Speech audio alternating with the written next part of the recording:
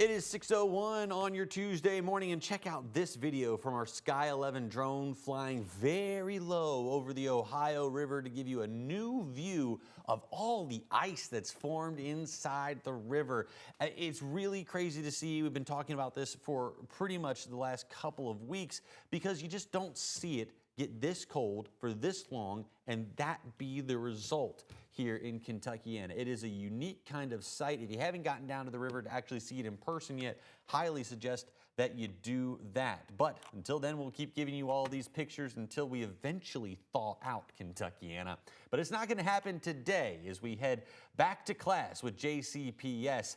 Our own Matt Breland is in studio this morning talking all about another weather impact alert day. Matt, as we're all sitting here waiting for the warmer weather to come in, you're bringing snow with you. We've got to go through at least some sort of, tyranny from the weather before we see the better conditions, Jim. We're expected to see snow showers along with rain and sleet as we go throughout this afternoon and this evening time. That's why this weather impact alert is in place. Some slick spots will be around throughout your day. You want to drive carefully and also stay up to date with us on the free WHAS11 app. You can get that from your mobile device store. But a winter weather advisory in place for most of southern Indiana and also our counties along the Ohio River as we're still tracking out some of this patchy snow that's developing at the moment across more of eastern Indiana, closer towards Cincinnati. Some of that is clipping near Madison and near Seymour. However, as we head later on into the morning, we're going to start seeing more of this activity start to shape up towards Kentuckiana. Notice how those snow bands are starting to arrive across Illinois. We're going to see some of that head our direction later into the morning time, and that will start evolving into some of this sleet snow mix because we're still going to see these temperatures start slowly increasing above freezing. Right now, we are just a degree below freezing in downtown. Over in southern Indiana, they're into the mid to upper 20s, 25 Bedford, 28 Paoli, 25 Brandenburg, and 29 for folks there near Shepherdsville. So as I said, we're going to see those snow showers arrive throughout the morning hours. Closer into the afternoon by 12 p.m., that's whenever those temperatures towards the south start increasing a few degrees above freezing, and that changes up everything. We're going to see more of a sleet mix focus along the Ohio River, more snow showers likely across southern Indiana, and then just a cold rain setup for folks towards the south of Elizabethtown. And this pattern lasts throughout most of our afternoon and evening time. Later into the night, we'll see temperatures return back to freezing, and we should see a finale of snow showers as we settle into the nighttime. So hopping on the school bus soon, you can expect a cloudy and cold ride there, headed back. That's whenever we'll likely see a rainy, snowy trend. Let's look at your weather details. Here's Matthew with traffic. Yeah, thanks, Matt. Heading out the door for this morning, we are seeing one crash on the west end of Louisville for this morning. So give you a look at that for this morning. This is on the street level just near at least South 18th Street and West Broadway for this morning. So just be aware of that accident just into this area near downtown for this morning. Give you a look outside, though.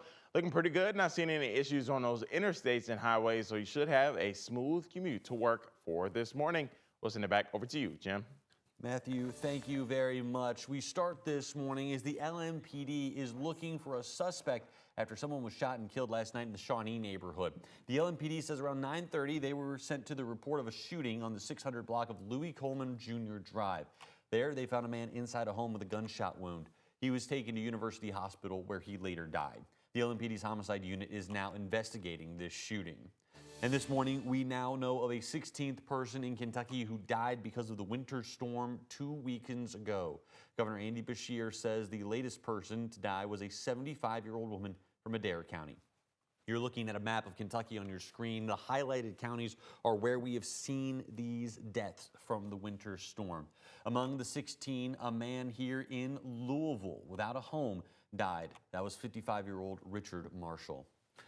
Well, as we mentioned off the top of the show, JCPS is heading back to class today, along with most of our other school districts. Taking a look at the closing page on our website, you can see it's much smaller than it's been here for the last couple of weeks.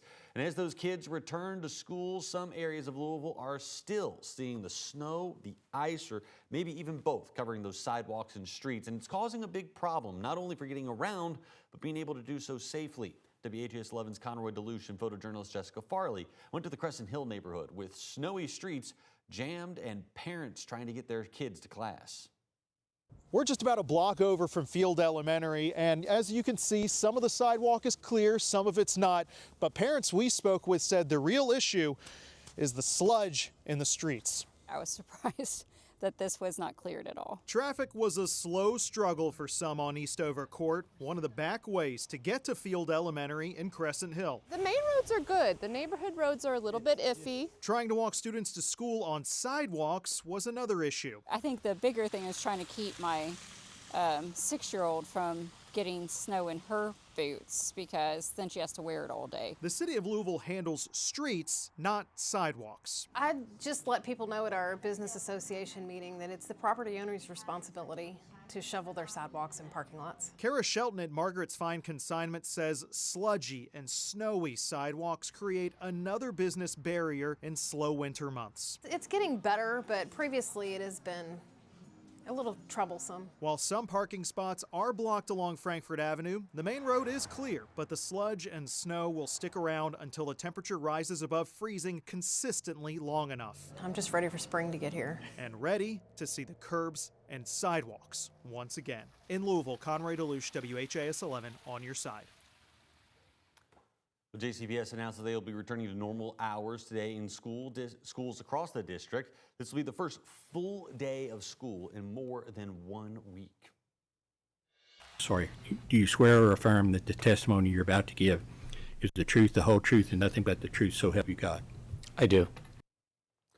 A state lawmaker from Louisville is being officially reprimanded after multiple ethics complaints. The Kentucky Legislative Ethics Commission finalized its settlement with Louisville Representative Daniel Grossberg.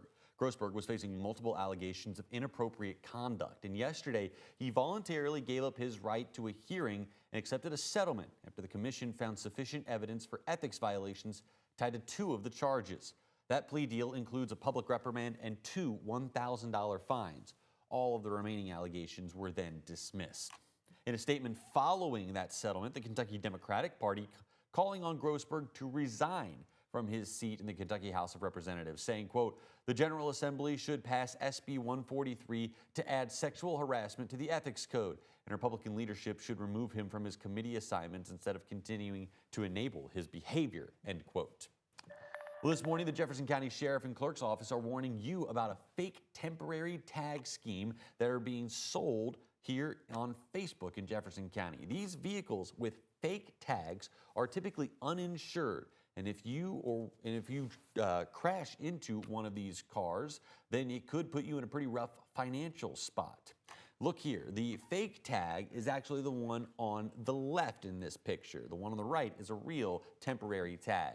Chief David Mudd of the Bancroft Police Department out in Louisville's East End found 71 of these fake tags during a sting operation over the weekend.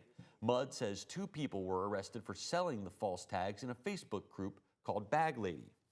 We're just trying to keep people out of trouble that they don't need to be in, and at the same time catch and prosecute the people that are pushing these out there. Mudd said the online sellers try passing off the temporary tags as if they're legitimate. If you think you may have bought one of these fake plates and didn't realize it, the Jefferson County Sheriff's Office wants you to give them a call so they can figure out where it came from. Matt, let's head on over to you with a look at our Weather Impact Alert Day. We've got another round of this wintry mix headed our direction throughout our afternoon and evening hours. Snow showers for southern Indiana, more of a rain-sleet mix for everyone south of the Ohio River. So we're going to continue keeping that around as this winter weather advisory is in place until tomorrow morning at 2 a.m.